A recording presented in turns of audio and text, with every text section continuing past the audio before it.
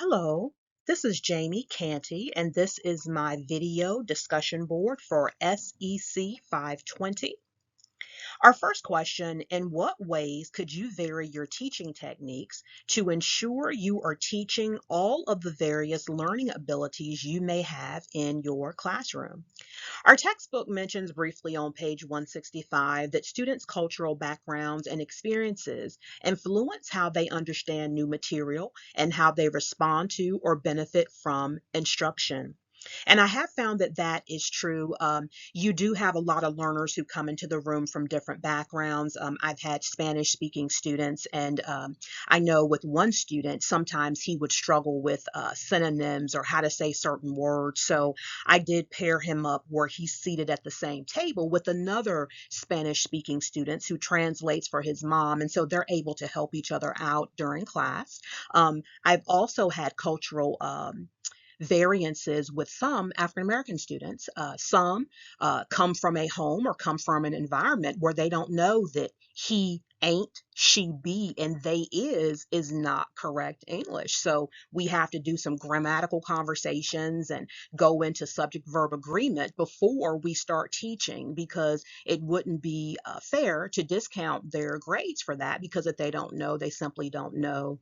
Another thing I have found when teaching English language arts is you have to lay a foundation and pre-teach before you just jump into a subject. One example that I would often use is that some students have never heard of Shakespeare. Some students have never heard of the epic poem Beowulf. And then if you're going to talk about Shakespeare or Beowulf, you have to explain the language. It's written in a former Old English. So there's a lot of foundational teaching you have to do before you discuss some topics as far as English language arts and literature. Also, on page 167 of our Orlick and Others textbook, it talks about varying teaching techniques by using things such as student research. So when you're talking about putting students on computers to research, it's a great idea. But I have found that you do need to walk through the classroom, monitor that activity. Some students are on websites they shouldn't be on. Some students will take that time just to goof off and play with their classmates. Another suggestion that was on page 167 is interjecting films and websites into your class teaching. And that's a great idea as well. And I have done that. But you have to pair those videos and those movies with an assignment. Many times when I'm showing a movie or a film that's, drawn from a book, I have questions in between the movie. They know after the movie ends, they're going to have to turn in an assignment. If you don't, some students want to sleep during the movie, some just want to play during the movie. So you do have to have these movies and videos and computer research linked to some type of accountability for that student.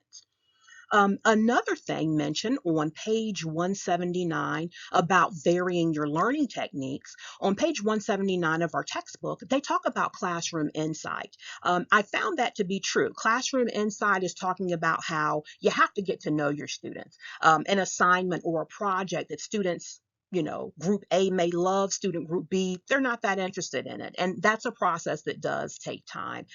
As a teacher, you can't assume because students are born in the same year that they have the same likes and interests and personality type. I want to also touch on here um, in our textbook on page 166, Gardner's Theory of Multiple Intelligences, I also refer to a journal article by Lynn Helding. It's called Howard Gardner's Theory of Multiple Intelligences. I am an English language arts and writing teacher, so what I want to do with this list of 8 intelligences, I want to give an example of something I would do in a language arts class with the students that matches that dominant intelligence of the student. So a verbal linguistic student is sensitive to spoken words. So a good assignment in a language arts class would be to have the students study poetry. You could also have them study famous speeches and pick out how that speech writer or how that poet approached the text. For example, did they use figurative language? Did they use metaphor? Did they use alliteration? And you could have the student write their own poetry or speech in a similar format. For the logical mathematical learner, these are students who enjoy using complex logical systems. An assignment for this type of student would be studies in the meter and the feet in poetry, such as iambic pentameter, writing haikus, writing sonnets. But I have found that with some students, when you start getting into meter and feet measurement and poetry, that can be confusing for some. So you would have to tread carefully in teaching that in a language arts class. For the visual or spatial learner, this is people who perceive the visual world by thinking in pictures. There's a lot of fun assignments you can do with this type of learner. You could give them colored pencils or crayons. You can let them use magazine cutouts. You could have them do artistic things such as drawing out a scene from a book. You could have them create a one pager or a poster. You could also have them draw a new book cover for a book that you may be currently discussing in class. For the bodily kinesthetic learner, that's people who enjoy using their bodies in a skilled or intentional way. An assignment that would be fun for them in language arts would be to have them, I would do this in a group of at least 3 to 5 students. You'll get a lot of pushback for most students asking them to perform alone, but you could have them to act out a specific scene from a story that you may be studying. You could have them pretend to be a specific character. As far as musical and rhythmic learners, that is the person who has the ability to understand and create music. I have given students assignments where I've had them write songs to characters. Sometimes I tell them to write the song title. Sometimes I have them write an entire song. Sometimes I just have them write the hook of the song. But you would definitely have to give them instruction on that.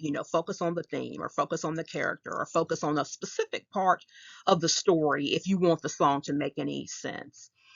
The next type of learner, the interpersonal learner and the intrapersonal learner, that looks at teaching students how to evaluate their own emotions and how to evaluate other individuals' moods, motivations, and desires.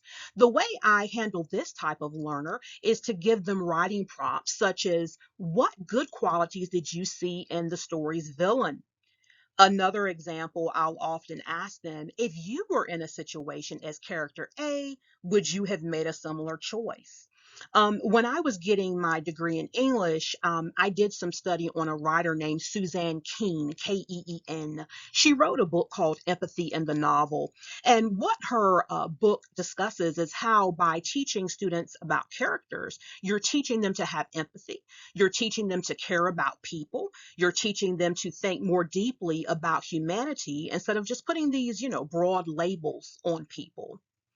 And there's a lot of interesting, essay prompts that you can use to get students to care and to think and to have empathy when it comes to the characters we read about. For the final category, they're the naturalist. This is the person who has an ability to identify, classify, and manipulate elements of the environment, like with plants or animals. This made me think about the writer Robert Frost. Robert Frost uses a lot of themes based in nature. So you could give students a writing prompt about trees or the sunset, any type of nature-based theme. Question 2. What if you were asked to teach online or in a virtual environment? Would those techniques change? I do think those techniques would change. Things I found about the internet, teaching online, some students keep their cameras off. They don't put their sound on. Some people, you don't know if they're laying in bed, if they're paying attention to the class. You can also still use PowerPoint. You can still use Google Slides, but as far as online, it's not as easy to gauge the students' reactions or how they're really feeling about what it is that you're doing. Another downside, you can't do those creative and hands-on projects.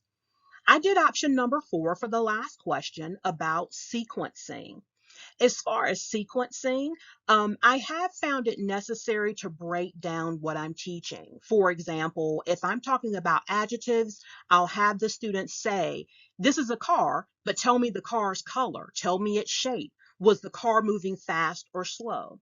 Another example about sequencing, I try to have students break down their essays into a step-by-step process. Give me three reasons. Why do those three reasons matter? Cite evidence from the text as you're giving me those three reasons. So what I'll do is I'll break those down into smaller lessons.